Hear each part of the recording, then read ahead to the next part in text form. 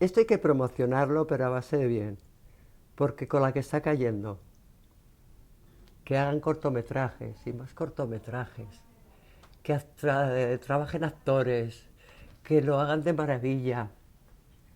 Hay que ayudarles, hay que apoyarles y tienen que tener mucho campo los actores, los que empiezan porque aprenden y los que ya saben para enseñar a los que empiezan.